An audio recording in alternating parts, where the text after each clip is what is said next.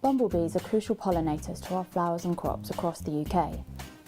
We've seen a huge decline in bumblebee numbers in the world for a number of different reasons.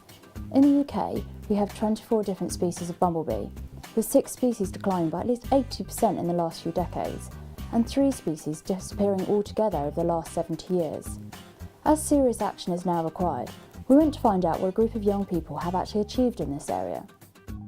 I'd like to make people aware that bees are dying out and that it could be a big issue if they do become extinct. What I'd like to tell people about bumblebees is how many different types of bumblebees there are and what they like to, what kind of plants they like and where they like to go and how they migrate. Well, I would like to tell people about bumblebees that they're dying and we should save them. The Conserve B project provides secondary schools with the opportunity to involve their students in a scientific experiment on bumblebees. They build their bee-friendly areas, grow the right flowers, and then collect vital information on which flowers the different species forage at and identify what species of bumblebee they actually are. Well, from doing this experiment, I've learned how bees have a particular impact to our environment. So without bees, we would be stuck without bits of our food and without trees and plants and oxygen and stuff like that.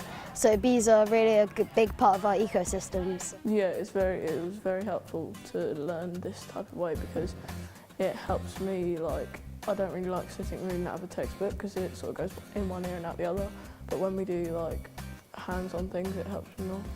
It doesn't take long to plant flowers and it does make a difference because you can help bees get into your garden and get pollen, and it's easy to do, so yeah, I've done some of it at home. I've planted some flowers since doing this.